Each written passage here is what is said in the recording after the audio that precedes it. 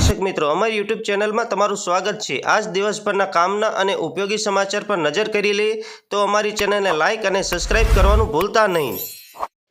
छेल्ला समाचारनी वात करीए लईए तो गुजरातमां सौथी वधारे डूंगळीनुं वावेतर भावनगर जिल्लामां थाय छे, जेना कारणे महुवा मार्केटिंग यार्डमां डूंगळीनी आवक वधारे थाय छे। डूंगळीनी निकास उपर प्रतिबंध मूकवामां आव्यो हतो। आ प्रतिबंध उठ्या बाद महुवाना मार्केटिंग यार्डमां डूंगळीनी आवक वधी छे। छेल्ला 10 दिवसमां महुवा मार्केटिंग यार्डमां डूंगळीनी पुष्कळ आवक थई हती। सरेराश 2.50 लाख कट्टा डूंगळीनी आवक थई छे। 10 दिवसमां यार्डमां 26.46 लाख कट्टानी आवक थई छे। फटाफट बीजा समाचारनी वात करी लईए तो वडाप्रधान नरेन्द्र मोदी आगामी 12મી मार्च एटले के दांडी दिवसना दिवसे गांधी आश्रम રીડેવલપમેન્ટ प्रोजेक्ट प्रथम भागनो आरंभ करवाशे। साबरमती नदीना किनारे आवेला 100 वर्ष जूना महात्मा गांधीए ऊभा करेला आश्रमनुं रूपियामां 1200 करोड़ रूपियाना खर्चे नवीनीकरण करवानुं आवी रह्युं छे। अमदावादनी मुलाकाते आवनार विश्वभરના સહેલાણીઓ અને ભારતની આઝાદી ચળવળ પાછળના ઇતિહાસ અને મહાત્મા ગાંધીના સંઘર્ષ સાથે તેમના જીવન કવચને જોઈ શકે તેમજ સમજી શકે તે માટે હાઈટેક સુવિધા સાથે સમગ્ર આશ્રમ પરિસરનું રીડેવલપમેન્ટ કરવામાં આવી રહ્યું છે। વડાપ્રધાન નરેન્દ્ર મોદી આ રીડેવલપમેન્ટ પ્રોજેક્ટનો 12મી તારીખે આરંભ કરાવી રહ્યા છે। તેમના આગમન પૂર્વ તમામ તૈયારીઓ પૂર્ણતાને આરે છે। હવામાનના વિભાગના જાણીતા અંબાલાલ પટેલે એક આગાહી કરી છે। માર્ચ મહિનામાં કમોસમી વરસાદ પડી શકે છે તો દરિયાઈ કાંઠાના વિસ્તારોમાં પણ વરસાદ પડવાની શક્યતાઓ સેવાઈ રહી છે।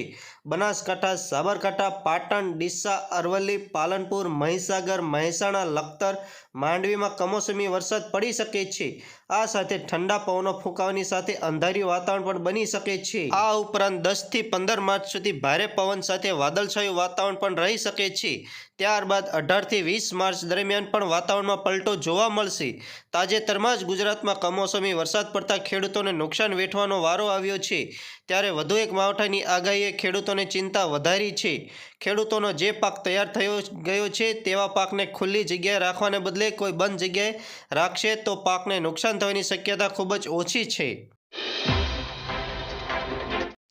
બીજા અગત્ય સમાચારની વાત કરી લે તો રાજ્યમાં બેવડી ઋતુનો અનુભવ થઈ રહ્યો છે, જેમાં સવારે ઠંડી જ્યારે બપોરે ગરમીનો અહેસાસ થયો છે।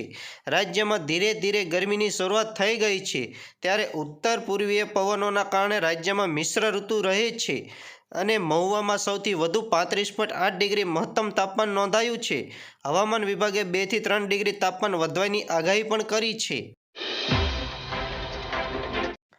બીજા અગત્ય સમાચારની વાત કરી લઈએ તો જો તમે મોદી સરકારની વન રાશન કાર્ડ યોજનાનો લાભ લેવા માંગતા હોય તો રેશન કાર્ડ આધાર કાર્ડ સાથે લિંક કરવું જરૂરી છે। અંત્યોદય અન્ય યોજનાનો લાભ પણ ત્યારે જ મળશે જ્યારે તમારું રેશન કાર્ડ આધાર કાર્ડ સાથે લિંક હશે। ઉલ્લેખનીય છે કે ગીર સોમનાથ અને બોટાદ જિલ્લામાં મોટી અસર થઈ છે। રાજકોટ સહિત સૌરાષ્ટ્રમાં આધાર કાર્ડ લિંક ન હોય તેવા પરિવારોનું અનાજ વિતરણ બંધ કરવામાં આવશે। સૌરાષ્ટ્રમાં 1,38,000થી વધુ રેશન કાર્ડ રદ થઈ જતા દેકારો બોલી ગયો છે, તેમજ રાજકોટ, જામનગર, અમરેલી, જૂનાગઢ, પોરબંદર, દ્વારકા, ભાવનગર, સુરેન્દ્રનગર, ગીર સોમનાથ અને બોટાદ સહિત જિલ્લામાં અસર થશે। આધાર કાર્ડનું જોડાણ ન થવાથી ગરીબ પરિવારોને અનાજ મળશે નહીં। બીજા સમાચારની વાત કરી લે તો રાજ્યમાં ઉનાળાની સિઝન શરૂ થઈ ગઈ છે, ત્યાં તો લીંબુના માંગ વધી છે અને લીંબુના ભાવમાં વધારો જોવા મળી રહ્યો છે। હાલ માર્કેટિંગ યાર્ડમાં માત્ર મહારાષ્ટ્રમાં લીંબુ આવતા હોવાના કારણે ભાવ 180 સુધી પહોંચ્યો છે। એપ્રિલ-મે મહિના લીંબુનો ભાવ 300એ પહોંચી શકે છે। લીંબુની સાથે અન્ય શાકભાજીના ભાવમાં પણ વધારો થયો છે।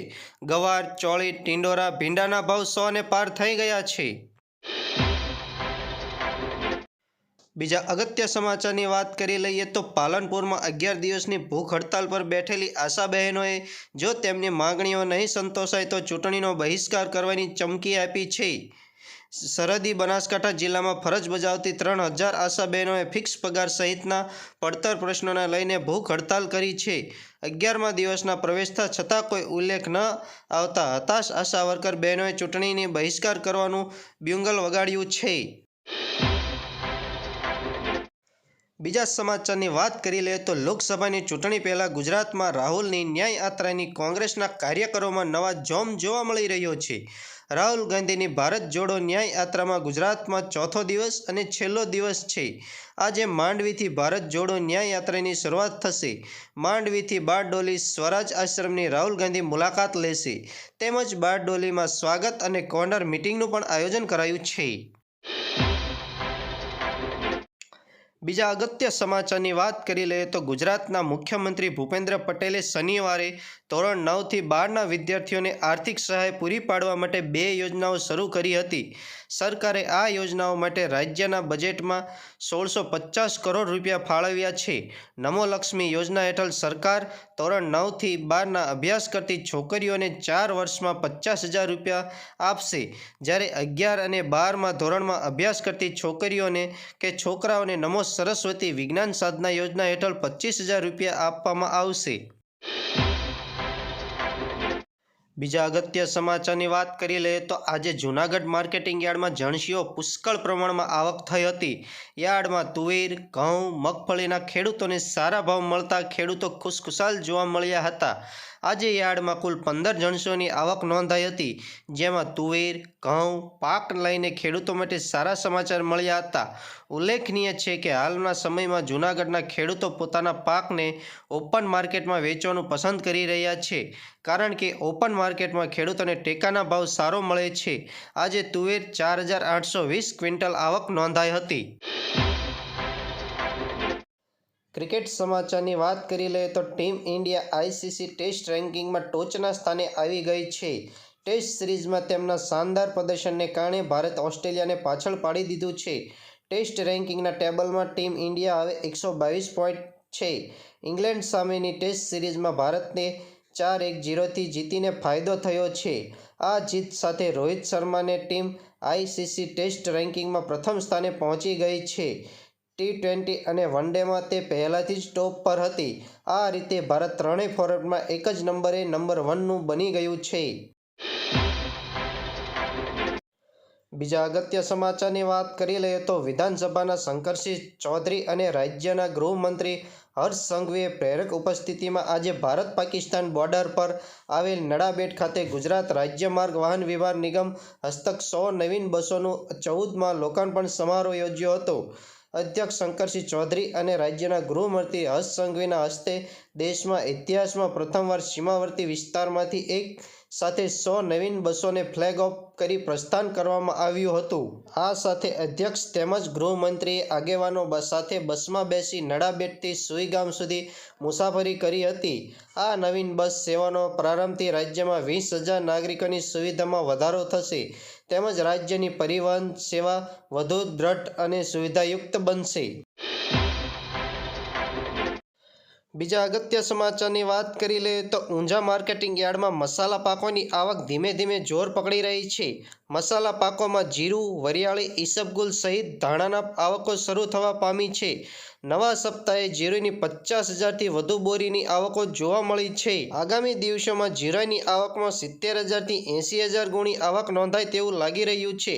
કમોસમી વરસાદ કે પછી વાદળછાયા વાતાવરણની કોઈ અસર જીરાના પાકમાં જોવા મળી નથી. જોકે અમુક જગ્યાએ 2થી 5% અસર પડી છે. માલોની પકડ રહેશે. જેમ જેમ ભાવ મળશે તેમ તેમ વેચવાની જોવા મળશે. જીરું, વરિયાળીની આવકમાં એપ્રિલમાં જોર પકડશે. આગળ ભાવની વાત કરી લઈએ તો જીરાનો ભાવ સરેરાશ 4,000થી 5,800 રૂપિયા છે, જ્યારે સારા માલના 5,500થી 5,800 રૂપિયા છે. વરિયાળીની વાત કરી લઈએ તો સરેરાશ 1,500થી 1,900 રૂપિયા છે. મીડિયમ વરિયાળી હોય તો 2,000થી 2,500 રૂપિયા મળી શકે છે. સારા માલના 3,000થી 3,600 રૂપિયા મળી શકે છે. બેસ્ટ કલર માલના 4,000થી 6,000 રૂપિયા છે. ઈસબગુલની વાત કરી લઈએ તો 3,100થી 3,800 રૂપિયા છે. ધાણાના 1,400થી 2,000 રૂપિયા છે, જ્યારે ધાણીના 2,400થી 2,800 રૂપિયા મળવાપાત્ર છે. બીજા અગત્ય સમાચારની વાત કરીએ તો ભારતીય રેલવે ટૂંક સમયમાં વંદે ભારત એક્સપ્રેસ ટ્રેનનું સ્લીપર વર્ઝન લોન્ચ કરવાની તૈયારીમાં છે. શનિવારે રેલવે મંત્રી અશ્વિની વૈષ્ણવે ભારત અર્થ મૂવર્સ લિમિટેડ પ્લાનમાં વંદે માતરમ સ્લીપર ક્લાસ કોચનું અનાવરણ કર્યું છે, જે BEML સંરક્ષણ મંત્રાલય હેઠળ આવે છે અને સંરક્ષણ, અવકાશ, ખાણકામ, બાંધકામ, રેલવે અને મેટ્રો જેવા વિવિધ ક્ષેત્રો માટે ઉત્પાદનો બનાવે છે. તેને Vande Mataram sleeper 10 train set બનાવવાનો કોન્ટ્રાક્ટ મળ્યો છે. આ દરમિયાન અશ્વિની વૈષ્ણવે કહ્યું કે વંદે ભારતના 3 વર્ઝન છે: ચેર કોચ, સ્લીપર અને મેટ્રો. જ્યારે આર્મચેર સેગમેન્ટ પહેલેથી જ રજૂ કરવામાં આવ્યું છે અને તે ખૂબ જ લોકપ્રિય છે.